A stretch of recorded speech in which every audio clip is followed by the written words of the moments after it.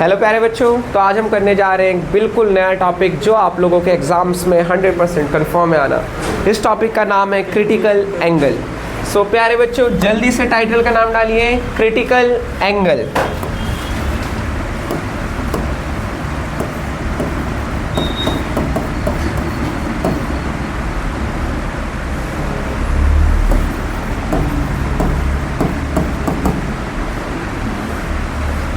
Okay प्यारे बच्चों, as we can see the critical angle here. तो अब हम चलते हैं इसको सॉल्व कर समझने पर और इसको गहराई से अंडरस्टैंड करते हैं। देखिए प्यारे बच्चों, क्रिटिकल एंगल ये एक ऐसा टॉपिक है जो आपको इस साल भी काम कराएगा और नेक्स्ट ईयर जब आप बड़ी क्लासेस में जाके साइंस लेंगे तब भी। तो इसका पहले हम क्रिटिकल एंगल को समझते हैं और इसके बाद एक फिनोमिना होता है जिसे हम कहते हैं टोटल इंटरनल रिफ्लेक्शन। ये आपस में जुड़े हुए हैं,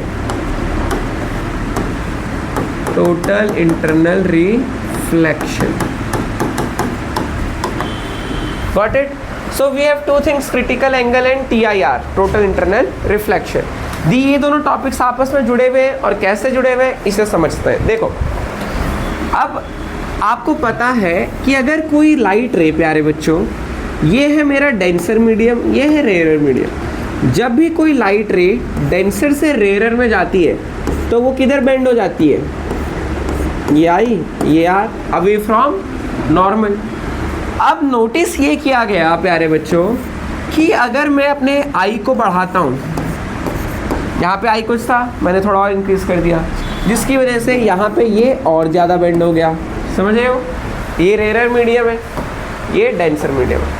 फिर हमने नोटिस करा ऐसी एंगल बढ़ाते गए, एंगल ऑफ इंसिडेंस को बढ़ाते गए, वी इंक्रीज्ड। तो फिर हमने फाइनली ऑब्जर्व करा प्यारे बच्चों कि एक ऐसा एंगल आया जहाँ पे जो लाइट थी वो बाहर नहीं गई, वो सरफेस के साथ चली गई। It went along the surface, बाहर निकलने की जगह ये सरफेस के साथ चली गई। तो इसे कहा जाता है ग्रेजिंग। क्या? जैसे बकरी घास चरती है तो बिल्कुल लेवल कर देती है ना ज़मीन को, तो उसी तरीके से ये सरफेस बिल्कुल ही सीधा गया सरफेस पे। Got it? तो इसे ग्रेजिंग भी कहा जाता है। द रे ग्रेज द सरफेस, ऐसे कहते हैं। तो शॉर्ट में बोले, the ray goes through the surface parallel to the surface. Got it? तो यहाँ पे जो एंगल ऑफ इंसिडेंस है, जिस केस में यहाँ पे ये एंगल ऑफ रिफ्रैक्शन कितना हो जाए? 90 डिग्री। एंगल ऑफ रिफ्रैक्शन क्या होता है? नॉर्मल से जो नापते हैं। अब कोई रे अगर सरफेस के साथ जा रही है तो नॉर्मल के साथ कितना एंगल बना रही है?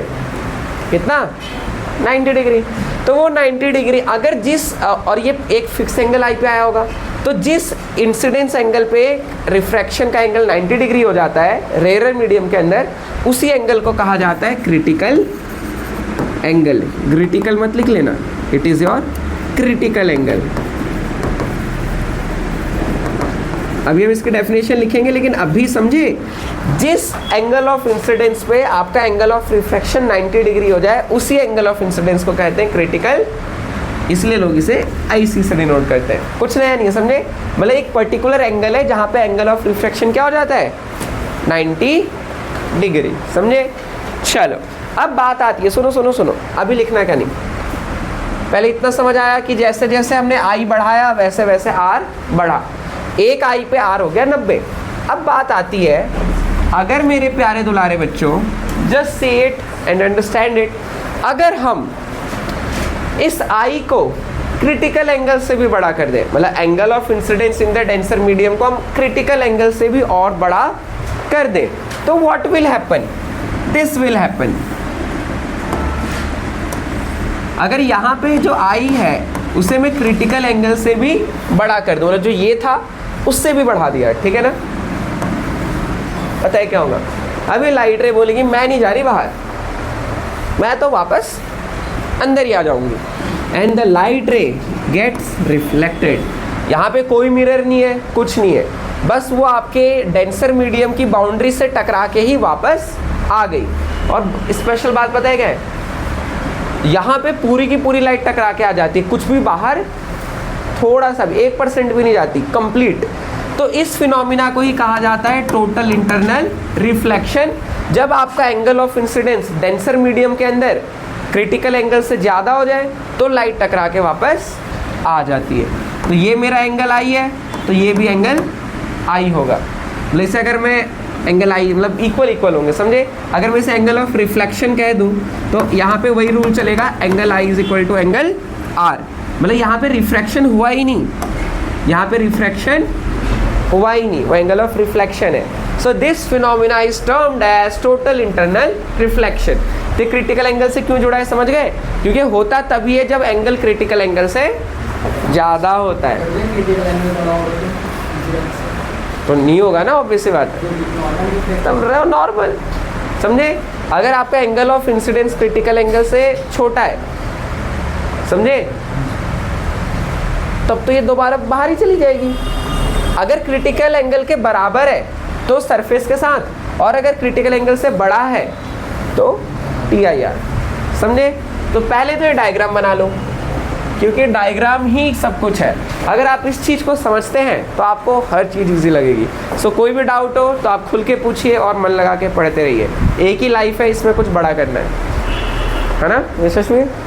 ऐसा तो है नहीं कि हम भगवान से स्टॉक लेके आए इस लाइफ में, नहीं तो अगली लाइफ में कुछ कर लेंगे। किसी को कुछ नहीं पता तो make every second worth it. ठीक है सुरेश, एक ही ज़िंदगी है। ये सोच के आ रहे हैं हमारे पास 7 जन्म होते हैं, अभी पहला है, 6 और बचे।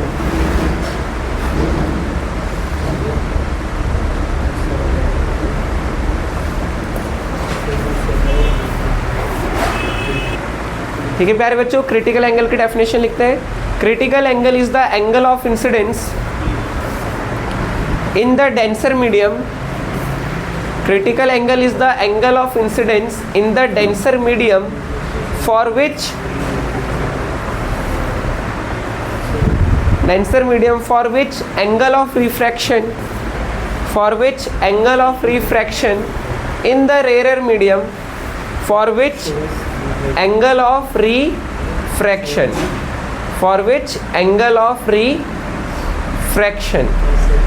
is 90 degree.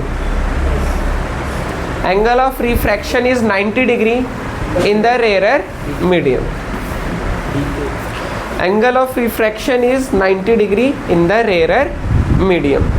चलिए, आई होप आपको कोई दिक्कत नहीं होगी, है क्या? नहीं है। चलिए लिखिए नेक्स्ट, रिलेशनशिप।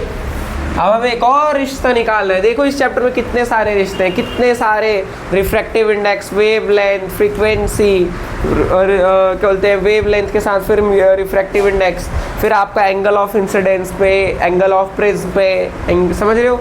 तो इस चैप्टर में बहुत सारे फार्मूलाज हैं। तो आज का होमवर्क मैं आपको ये देता हूँ कि एक पन्ने में अभी तक जितने भी फार्मूले आए हैं उनको एक जगह पे लिखो, टाइटल डालो ये फार्मूला किसका है, और फिर उसका फार्मूला लिखो, और उस फार्मूले में जो टर्म्स है किसका मतलब क्या है, और ऐसे सारे फार्मूले की एक लिस्ट बनाओ, ताकि जब आप रिवाइज करो तो ये नहीं कि बुक में एक फार्मूला, यहाँ 4 पन्ने पलटे, कहाँ चला गया, यहाँ आप एक पन्ना हो जहाँ सारे फार्मूले क्या हो, साथ में लिखे हुए हो, ठीक है ना, इन 1 पेज। तो अब आप ये कॉपी में फार्मूला कॉपी बनाएंगे जिसमें आप फिजिक्स के सारे फार्मूलेस को राइट डाउन करेंगे। Got it? Any problems?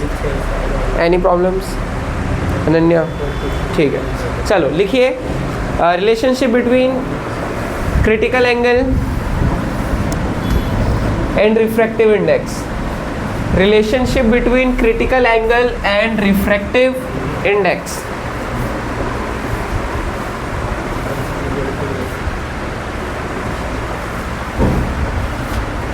चलिए मेरे प्यारे दुलारे बच्चों, लेट अस सी समथिंग।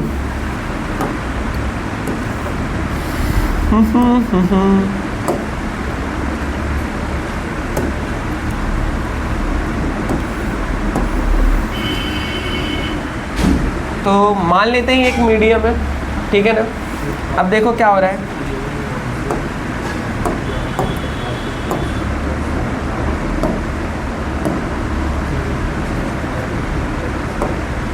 चलिए ये मेरा डेंसर मीडियम है, यहाँ पे रेयर मीडियम है। Got it?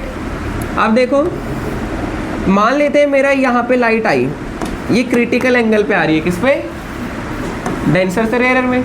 तो मेरे प्यारे दुलारे बच्चों, ये रे कैसे चली जाएगी बताओ? कितना एंगल बना के जाएगी? वेरी गुड, स्मार्ट बच्चा पार्टी। ये रह गई यहाँ से और फिर यहाँ से इधर, तो दिख रहा है। तो यहाँ पे ये एंगल R कितना है? 90 डिग्री। ये एंगल ऑफ इंसिडेंस कितना है? क्रिटिकल एंगल के बराबर। और लाइट रे कहाँ से कहाँ जा रही है? डेंसर से। याद रखना इस बात को, ये नहीं कि भूल जाऊँ मैं, ठीक है ना। कभी ये मत कर देना कि रेयर से डेंसर में, तब नहीं होता TIR, ठीक है। अब देखो, अगर मैं आपको जो हमारा लॉज ऑफ रिफ्रैक्शन है उसको अप्लाई करूँ, स्नेल, जिसे हमने कहता है, जिसे हम क्या कहते हैं? Snell's law.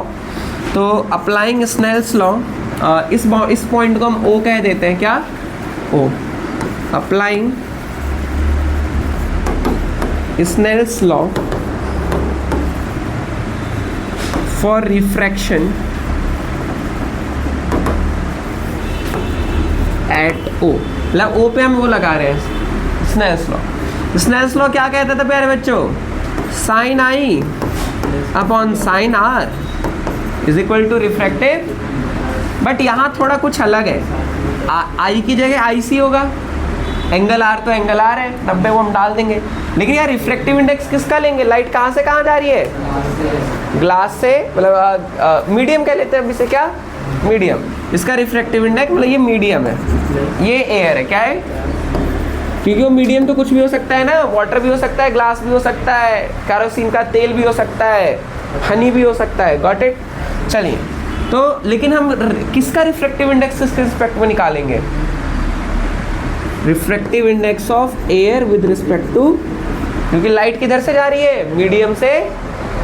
तो निकला किसका? एयर का विद रिस्पेक्ट टू मीडियम, क्योंकि हम तो इधर से देख रहे हैं ना भाई। अगर लाइट उधर से आती है तो refractive index of medium with respect to air. Clear है बात? कोई दिक्कत है तो बोलो अभी तक। हाँ, समझ गए? चलिए, ये हम फर्स्ट क्लास से कर रहे हैं। एंड द नेक्स्ट थिंग ये आ गया। अब देखो, यहाँ पे मुझे पहले से पता है कि जो साइन R की वैल्यू कितनी हो जाएगी? 1, क्योंकि एंगल R कितना है? 90 डिग्री। और हमें पता है कि साइन 90 कितना होता है? 1 होता है मेरे प्यारे बच्चों। अभी आप पढ़ोगे, ठीक है, ट्रिग्नोमेट्री में। रिचा, अभी के लिए आप बस याद कर लो, ठीक है। एंड अवंतिका आप, क्योंकि आपने भी ट्रिग्नोमेट्री नहीं पढ़ी है, तो याद कर लो। साइन 90 कितना होता है? कितना होता है? कॉस 90 0। याद रखना, वो भी कई जगह आता है, ठीक है ना। चलो, वो उसमें आएगा वर्क एनर्जी में, थीटा वाला। वहाँ कॉस थीटा था ना, तो कॉस 0 1 होता है, याद रखना। और कॉस 90 0। तो साइन 90 कितना हो गया मेरे बच्चों? 1। तो साइन R तो 1 हो गया। तो मैं ऐसे लिख सकता हूँ, sine IC is equal to, थोड़ा बड़ा कर लेते हैं वरना हमारे बच्चे बोलेंगे भैया हमें दिखाई नहीं दे रहा। Refractive index of air with respect to medium. But हमें क्वेश्चन में तो ये नहीं दिया होता। हमें क्वेश्चन में क्या दिया था? Refractive index of medium with respect to. जब मुझसे क्वेश्चन पूछेगा तो ये थोड़ी ना देगा एयर का मीडियम, मुझे देगा मीडियम का रिफ्रैक्टिव इंडेक्स कितना है। तो अगर मैंने MU लिखा है तो इसका रेसिप्रोकल कर दूंगा, समझे ना। तो क्या होगा देखो, अगर साइन IC इसके बराबर है, अब मैं लिखने जा रहा हूँ, तो mu medium with respect to air वो कितना हो जाएगा? 1 अपॉन साइन IC। समझे? Write it down. ये स्टेप है बस। हमने MUA की जगह MUM लिखा, जिसकी वजह से इसका रेसिप्रोकल हो गया। एंड यही है वो relation. Got it? Refractive index of medium is equal to 1 upon reciprocal of sine IC। क्या चीज? डायग्राम भी बनाना बहुत जरूरी है, पहले डायग्राम बनाना।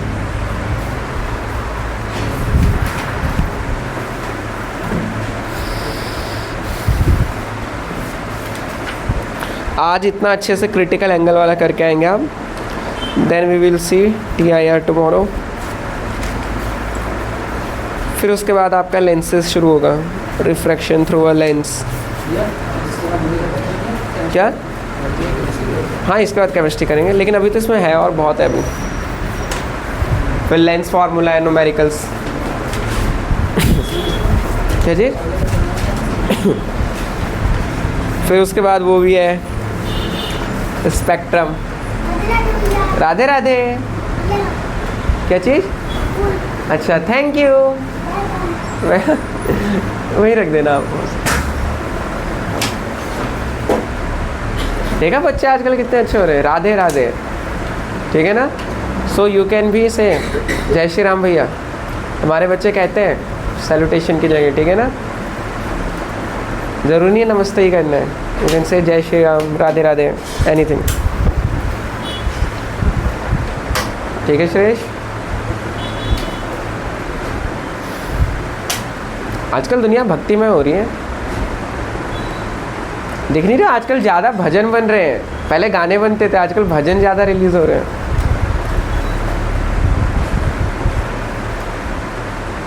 चलो ये हो गया। Any problem anyone? बड़ा इंपॉर्टेंट, आपकी बुक में साइन IC ना लिख के साइन C लिखा है, एक ही बात है, समझ रहे हो ना। क्रिटिकल एंगल, C मतलब क्रिटिकल एंगल, बात खत्म। तो इसको लिख लो जल्दी से। तो इसी का हम उल्टा करके ऐसे लिख सकते हैं, sine IC is equal to 1/μma। अभी m की जगह ग्लास भी हो सकता है, वाटर भी हो सकता है, कुछ भी हो सकता है, इसलिए मैंने m लेके चला हूँ। और एग्जाम में डेरिवेशन आती है, फाइंड द रिलेशन। तो आपको क्या करना होता है, पहले तो ये डायग्राम बनाना होता है, क्योंकि डायग्राम के नंबर होते हैं। लिखना होता है डेंसर रेयर है, फिर ये लिखना होता है अप्लाइंग स्नेल्स लॉ। तो sine IC upon sine R MUA, air का रिफ्रैक्टिव इंडेक्स और मीडियम। फिर लिख देना होता है R तो 90 है, तो साइन R 1 हो जाता है, इसलिए हमने लिखा नहीं यहाँ पे क्योंकि उसकी वैल्यू 1 है। फिर ये आ गया। अब आप यहाँ पे इसका क्या कर देते हो, रेसिप्रोकल, आपका आंसर आ जाता है। और ये दोनों स्टेटमेंट का मीनिंग सेम है, समझ गए। Very good, both the statements mean the same thing. Okay चलो।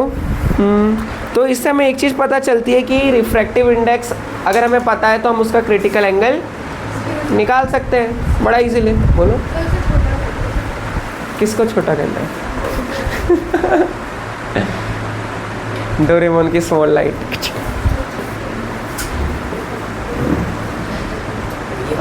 नेक्स्ट लिखिए जरा जल्दी से, लिखिए for glass the refractive index is 3/2। For glass the refractive index is 3/2।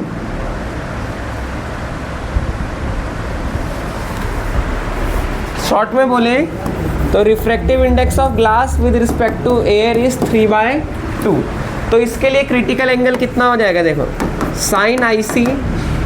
Sign IC is equal to 1/3/2, क्योंकि मीडियम ये है मेरे पे।